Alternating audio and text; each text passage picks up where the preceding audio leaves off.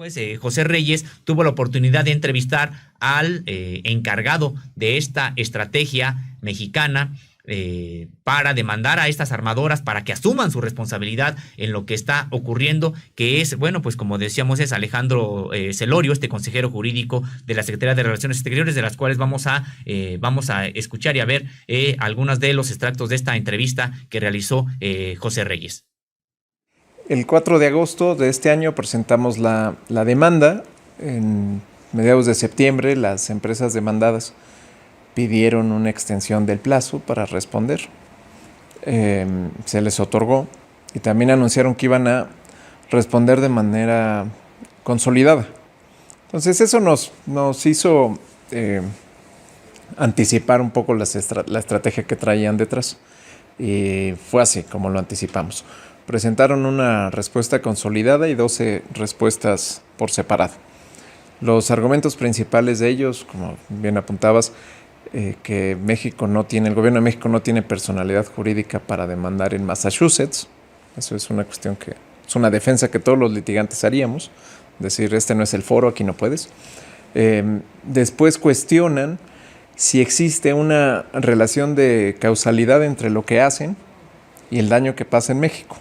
Ese también es otra de las defensas que ya anticipábamos. Y por último, ellos determinan, en su respuesta señalan, que entre la producción, la distribución y venta y el daño que señala México, se involucran criminales y que eso pues los exime de cualquier responsabilidad. Este último punto no tiene ningún fundamento jurídico. No existe una doctrina ni una ley que diga que entre más intervinientes en una línea de comercio o una línea causal, se va reduciendo la responsabilidad de la empresa. ¿Por qué?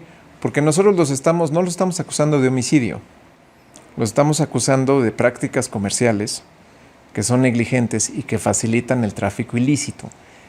Y en sus prácticas comerciales los únicos involucrados son los demandados, no los criminales, no el gobierno de México. Es una demanda que va contra sus prácticas negligentes en la forma como conducen sus negocios, su comercio. Esta respuesta de las demandadas, muy similar a lo que responden cuando se les demanda al interior de Estados Unidos. Eso nos llamó mucho la atención porque ni siquiera se esforzaron por decir nosotros en realidad conducimos nuestros negocios de manera responsable, esto es lo que hacemos para prevenir el tráfico ilícito. Nada de eso. Ellos simplemente dicen, nosotros no tenemos ningún deber de proteger a México del uso de nuestro producto por parte de criminales. Así, una forma de lavarse las manos. Ya lo esperábamos. Piden que se deseche la demanda. ¿Qué significa su solicitud de desistimiento? Es que el juez ordene que se detenga el juicio. O sea, las empresas demandadas no quieren que entremos a la etapa de producción de pruebas, porque es ahí donde podremos conocer en la corte pues, las decisiones comerciales que toman. Les pongo un ejemplo. Que ellos vean que hay un incremento en la venta de rifles Barrett de calibre 50 de alto poder y que sepan que muchos de esos rifles se encuentran en Michoacán y que tomen una decisión comercial de se están vendiendo nuestros productos, vamos a darle algún premio quizás o vamos a mandar más producto a tal tienda que le está vendiendo en Texas.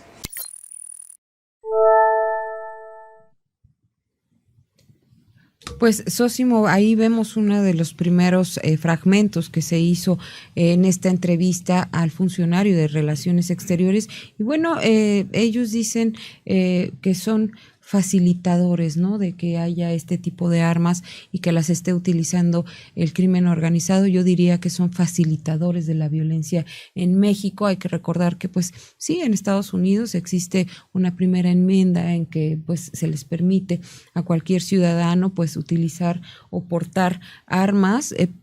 Lo hemos visto ya documentado en distintos espacios, pero bueno, uno de de las películas o de los documentales que a mí me quedan o que me han dejado como muy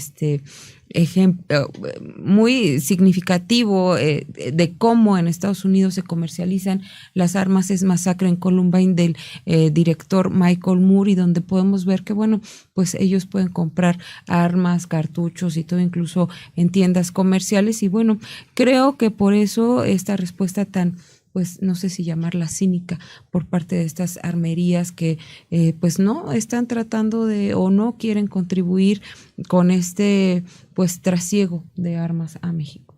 Así es, bueno, es interesante. Parar el trasiego, perdón. Así es muy importante esta denuncia que ha interpuesto México, porque aclara, a ver, México ni siquiera se mete con la segunda enmienda, no se está metiendo tampoco México se está metiendo con la política que pudiera tener el gobierno estadounidense. Lo único que está tratando de señalar México es de que deben de ser responsables desde el punto de vista jurídico también y legal en Estados Unidos de lo que están haciendo. Me parece muy importante esta intervención de Celorio cuando ejemplifica, oye, pues si vemos que dicen las armeras, que vaya que se están comercializando nuestros productos, nuestros fusiles Barrett, que además son armas de alto poder, de uso exclusivo de las Fuerzas Armadas, y ellos ven que, pues mira, se están vendiendo muy bien en Michoacán, pues vamos a fabricar más, ¿no? De una manera negligente totalmente. Entonces, vamos a ver ahora una segunda parte de esta entrevista que hizo José Reyes, que tuvo con Alejandro Celorio Alcántara, y bueno, pues aquí nos va a explicar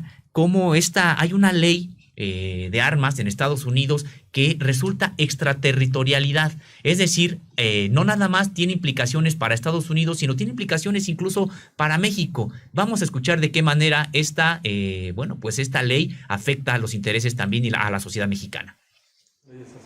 Se llama Ley de la Protección del Comercio Legal de Armas. Por su acrónimo en inglés es PLACA.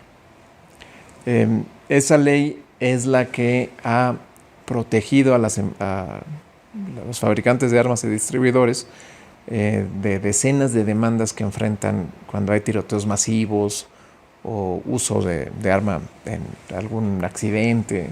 Hay decenas de demandas de este tipo que no proceden por esa ley de inmunidad. Aquí la diferencia es que nosotros somos un gobierno extranjero, o sea, somos una víctima extranjera demandando por daños ocurridos fuera de territorio estadounidense. Y ese es nuestro argumento, que esa ley no aplica para los daños que nosotros señalamos. Muy interesante esto que comenta Alejandro Celorio de la Secretaría de Relaciones Exteriores, y quien está llevando a cabo esta demanda en contra de las armerías que, bueno, pues han sido, como ya lo comentamos, facilitadores de la violencia en México. Hace algunos minutos también veíamos esta declaración de que pues están o podrían llegar a la producción de pruebas en las que se demuestren cómo pues justo en Michoacán se están utilizando fusiles tipo Barrett, y que bueno, pues ellos hablan de una ley de inmunidad que hay en Estados Unidos, pero que no aplica para México, porque se está hablando de un gobierno extranjero quien está llevando a cabo esta demanda social. Así es, esta es una ley en la que nos está señalando precisamente Alejandro Celorio, que es la que ha justificado masacres no solamente fuera de Estados Unidos, sino incluso en propio territorio estadounidense. Y precisamente en este tercer insert que vamos a presentar de esta entrevista, bueno, pues señala Alejandro Celorio, pues qué responsabilidad realmente pueden tener las empresas en la comisión de los delitos, porque las empresas están señalando, bueno, pues nosotros nada más las vendemos, pero no hacemos los asesinatos. ¿Realmente no tienen responsabilidad? Vamos a ver lo que nos dice. Pero cuando uno revisa el antecedente y la legislación estadounidense, que pues en eso somos expertos, se puede acreditar que primero hay una responsabilidad de las empresas de conducir sus negocios previniendo que sus productos causen un daño o se puedan utilizar para la comisión de un delito. Lo mismo hace la industria automotriz. Te pongo un ejemplo: cuando se sospecha que quizás el volante de determinado modelo de autos puede zafarse, pues ¿qué hace la industria automotriz? hace recall en inglés, los llama a todos, los recoge y los revisa para evitar que se ocasione un daño. Ese es el tipo de estándar que hay en la práctica comercial en Estados Unidos. Hay una obligación de prever que su producto pueda causar un daño. Ahora, ¿cómo sabemos que las empresas son negligentes? Porque saben por películas, por series, por reportes de prensa, reportes gubernamentales, videos del Cartel Jalisco Nueva Generación, que sus productos se utilizan en México para la comisión de un delito. Entonces, lo que hacen estas empresas es atentar contra una obligación de debido cuidado. En la teoría del tort law o de derecho de la responsabilidad extracontractual, ellos están obligados a cuidar que su producto no cause daño. Te pongo otro ejemplo. Si yo tengo una piscina y no tengo hijos, entonces tengo mi piscina sin ningún tipo de protección, pero mi vecino tiene muchos hijos y no hay una barda que divida entre las dos casas, pues lo que yo tendría que hacer es prever que los niños se van a cruzar y se van a ahogar en mi piscina. Entonces, para evitar que me señalen a mí o me demanden, pues o hablo con los papás, o pongo una reja, o pongo algún señalamiento. Ese es, hacia grandes rasgos, cómo es esta cuestión de la responsabilidad extracontractual. Y estas empresas, teniendo toda la tecnología que tienen y un buen poder económico, podrían evitar que sus armas lleguen a México. ¿Cómo lo podrían hacer? Una cosa sencilla, quizás. Los vehículos actualmente no se pueden iniciar si no tienes la llave electrónica.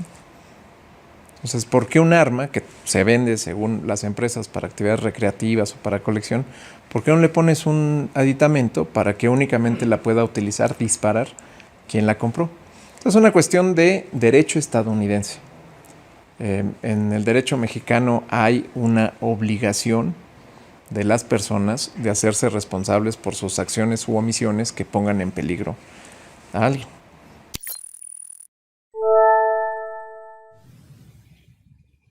Sosimo, pues ahí vemos a Alejandro Celorio, funcionario de la Secretaría de Relaciones Exteriores, quien le está llevando esta demanda pues contra las empresas que fabrican armas en Estados Unidos y que han facilitado esta llegada de las armas también a México a través de, pues sí, las células delictivas, hay que comentarlo, y se habla de una responsabilidad empresarial que no está previniendo que se cause daño y que pues hay que atender la obligación del debido cuidado que tienen pues estos fabricantes de armas. Sí, y es que esta falta de responsabilidad o de asumir la responsabilidad de estas empresas armamentistas estadounidenses, bueno, tiene que ver con que están subordinando precisamente esta responsabilidad a un interés comercial. México está en una situación de bastante violencia y bueno, pues ellos quieren seguir ganando a costa de la vida de miles de mexicanos. Y bueno, uno podría pensar, bueno, está bien que México haya iniciado esta demanda en Estados Unidos, por primera vez también en la historia que se está atendiendo esto, y pero uno podría decir, ¿sirve de algo? ¿Se puede ganar?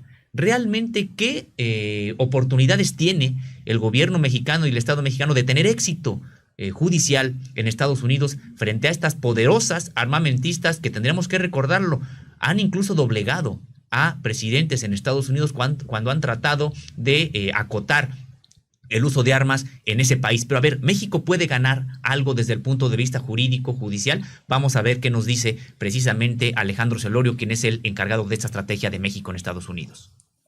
No es que sea difícil ganar, estamos convencidos de nuestros argumentos. Aquí la cuestión es que no podemos garantizar que va a pasar mañana. O sea, no es como comprar un producto que hay una transacción y se acabó. Nosotros presentamos la demanda con argumentos muy sólidos, pero lo que pase dentro de la cabeza del juez, pues no lo sabemos. Entonces yo se lo digo con la experiencia del litigio que tengo. Pues yo puedo decir que es 50-50, ¿no? En este caso estoy con un porcentaje mucho más elevado que vamos a proceder. Pero para ganar el litigio, primero tenemos que superar esta primera etapa del desechamiento. La vamos a superar. Superada esta demanda, esta etapa, entraríamos entonces al mérito de la demanda, del asunto. Pero las empresas demandadas podrían apelar la decisión en esta primera etapa. Entonces tendremos que ganar en apelación. Y pueden apelar sobre una cosa, sobre varias cosas. Entonces empieza a abrir muchísimas aristas. Entonces los responsables como funcionarios públicos, es decir, será muy complejo ganar, será complejo ganar rápido. Es nuestra responsabilidad. Sería decir que vamos a ganar y ya, pues sería poco profesional de mi parte decirlo. Ahora, si me pregunta, ¿van a ganar? Sí. ¿No? Sí. ¿Cuándo? Ahí sí no sabemos, ¿no? Porque depende de cuándo nos citan. Las empresas se van a defender con todo. Van a decir, no me notificaste a tiempo. Todas las triquiñuelas que puede tener un litigante.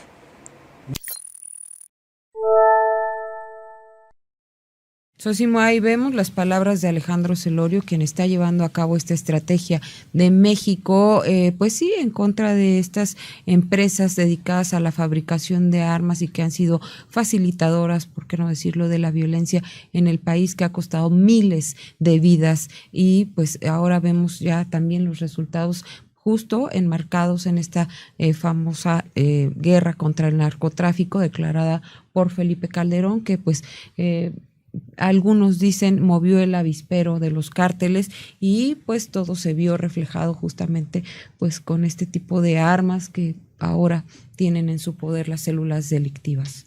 Así es, y muy importante lo que comenta precisamente Alejandro Celorio, y que tiene que ver con que sí hay posibilidades amplias de que México gane esta demanda que interpuso ante Estados Unidos contra estas armamentistas, y tendremos que señalarlo que incluso ya se han sumado embajadores de toda América Latina a esta iniciativa del gobierno mexicano, no nada más apoyando a México, sino dando un ya basta importante, precisamente porque ante esta negligencia de las armamentistas estadounidenses, y que bueno, dice Alejandro Celorio que hay grandes posibilidades de ganar, solamente que no se sabe cuándo, es decir, que puede ser un proceso pues muy largo, pero incluso vamos a suponer, si no llegara a ganar México, la discusión que ya se está generando va a sentar precedente. Así es, va a sentar precedente, pero además hay una presión importante sobre estas armamentistas.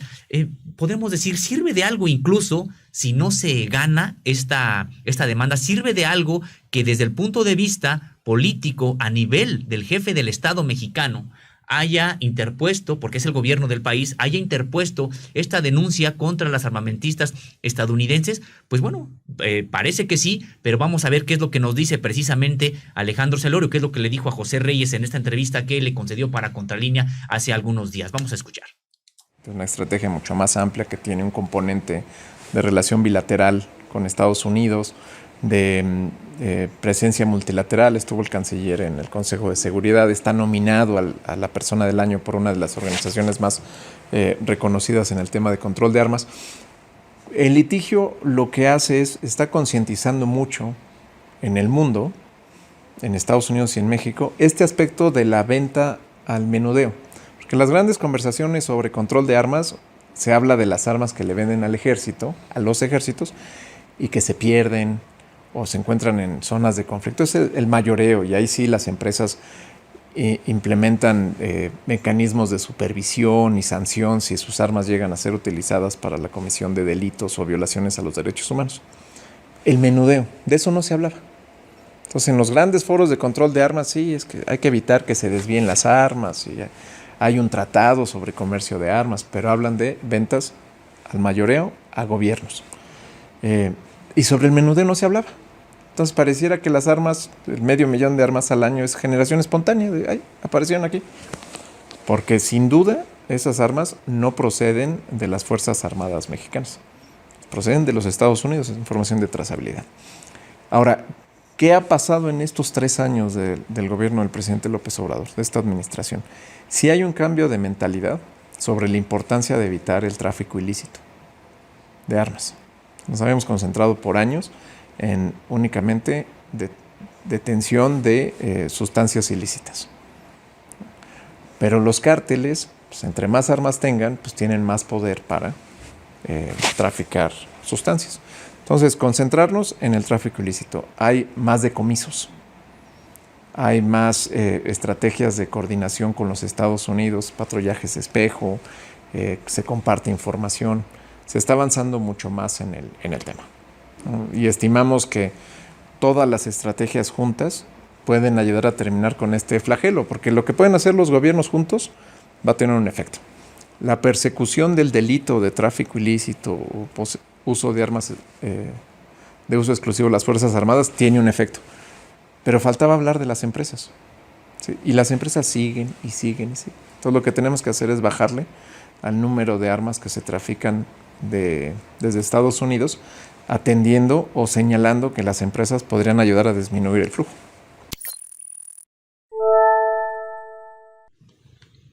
Pues sin duda, Sósimo, será una batalla compleja, como lo admite Alejandro Celorio, pero bueno, pues finalmente yo también creo que pues podría sentar precedente y sobre todo en estos temas que él puntualiza en esta entrevista, el control de armas, la concientización, la información que pues se ha derivado de toda esta estrategia y bueno, el replantearse este tema del tráfico ilícito de armas, no solo en México, ¿no? Vemos que hay otros países también con pues graves problemáticas sociales como pues la Mara Salvatrucha, por ejemplo, ¿no? Que también pues ha sido pues ejemplo de violencia en el mundo y pues los cárteles mexicanos obviamente no se quedan atrás con toda la mancha de sangre que han dejado a lo largo y ancho del país con esta pues declarada guerra contra el narcotráfico o desde la declarada guerra contra el narcotráfico que hizo el expresidente Felipe Calderón Hinojosa. Así es, Erika Ramírez, creo que es muy importante lo que nos está comentando Alejandro Celorio, porque, bueno, pues él señala que independientemente incluso de que se pueda ganar, que él considera que sí es factible que México pueda ganar, pero ahorita ya se está sentando un precedente y también ya se abrió la discusión. Muy importante lo que señala cuando dice cuántos controles de armas hay precisamente para ventas al mayoreo. El gobierno de Estados Unidos no vende, por ejemplo, armas a gobiernos, a ejércitos de otros países del mundo, así nada más como porque sí. Tienen que cumplir con determinados procesos muy importantes para que puedan acceder a armamento, armas directamente o equipo militar precisamente. Bueno, pues no hay prácticamente ningún tipo de controles cuando se trata de venta de armas al menudeo. Y dice Celorio, bueno, y que de momento aparecen 500,000, o sea, medio millón de armas en México cada año. Bueno, pues es precisamente porque no hay... ¿Y qué tipo de armas? ¿Y qué tipo de armas? Porque son armas de uso exclusivo de las Fuerzas Armadas. Digo, cuando vimos este despliegue que hizo el cártel de Sinaloa, recordaremos en esta, digamos que embestida para liberar a uno de los hijos de Joaquín Guzmán Loera. Así es, a Ovidio. Bueno, pues vimos este despliegue de armas con fusiles Barrett, varios fusiles Barrett que pudo presumir el cártel de Sinaloa y que, bueno, pues ¿de dónde vienen esas armas? Esas armas vienen precisamente de Estados Unidos o los fusiles de asalto, estos fusiles de asalto AK-47 que forzosamente vienen además de Estados Unidos porque, aunque son de uso exclusivo de las Fuerzas Armadas, no son de las armas reglamentarias de las Fuerzas Armadas mexicanas. Todos los fusiles de asalto de AK-47 y la mayoría también de R-15, ¿de dónde provienen? Pues de Estados Unidos.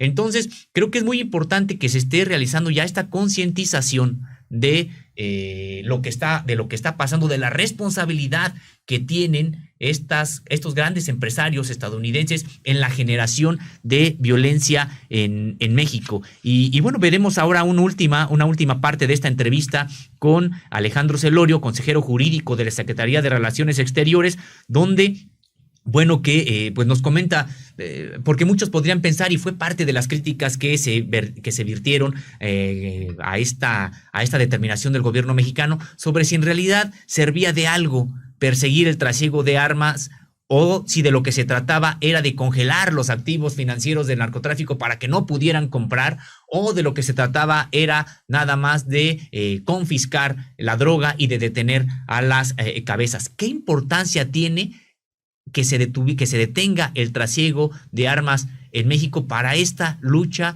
contra el narcotráfico, que tiene que ser de manera integral y que incluso tendría que incluir también un aspecto sanitario, es decir, de salud. Vamos a ver qué nos dice Alejandro Celorio sobre esta trasiego de armas, sobre si precisamente es importante dentro de toda estrategia en contra del narcotráfico en México. Mi opinión es que nos tenemos que enfocar en el tráfico ilícito de armas, en las armas, por lo siguiente. Yo priorizaría las armas por arriba de las otras acciones. ¿Por qué? ¿Qué es un cartel sin poder de fuego? O sea, si un cartel no tuviera revólveres nada más, o escopetas de un tiro, o no armas, puñales y machetes nada más, pues más fácil apresarlos y contenerlos. Entonces ahí más hablar de detener el flujo es tu poder de fuego es menor. Y sobre la otra pregunta, bueno, si tuvieran menos poder de fuego, sería más difícil para estos criminales amedrentar a personas, lograr que un grupo u otro esté en algún lugar, que las autoridades pues no se animen a arrestarlos, porque es el poder de fuego. No pensaría tratar de arrestar a alguien que tiene una Barrett, que es un rifle de francotirador con alcance de 2 kilómetros, pues animarte a acercarte a esa persona para arrestarla ya es complejo. Y eso me lleva a reflexionar de por qué es muy importante atender el tema de la presencia de armas en México, porque estas personas no deberían de tener esas armas, de ninguna manera, no pueden. Aunque obtuvieran una licencia de la Sedena, no pueden tener esas armas. El poder es muy alto. El Ejército, la Guardia Nacional, se conducen en el marco del derecho penal y de los derechos humanos. Entonces, un grupo armado en Zacatecas se le tiene que arrestar con la presunción de inocencia y ponerle a disposición de las autoridades penales para que en el marco del debido proceso pueda enfrentar un cargo criminal. Y es en el marco de los derechos humanos. Es decir, aunque tengan ese poder de fuego, se les tiene que arrestar. Si estuviéramos en otro modelo, en otro marco jurídico, en un marco de derecho de la guerra, pues entonces lo que podría hacer el Ejército y la Guardia Nacional no es arrestar a un objetivo militar, es neutralizarlo, matarlo, ¿no? El derecho de la guerra permite eso, ¿no? Así se llevan las operaciones en zonas de conflicto. Pero actualmente no estamos en una guerra en México. Entonces nuestro marco normativo nos obliga a arrestar, poner a disposición, y esa persona puede salir libre, ¿no? Porque hay presunción de inocencia y no se logró acreditar el delito, se van. ¿Cuál es el problema? Que sería más fácil arrestar, poner a disposición, meterlos a la cárcel y condenados por un delito si no tuvieran ese poder de fuego. Porque teniendo ese poder de fuego, ¿qué significa? Que nuestras Fuerzas Armadas necesitan mayor poder de fuego y luego estos van a tener más.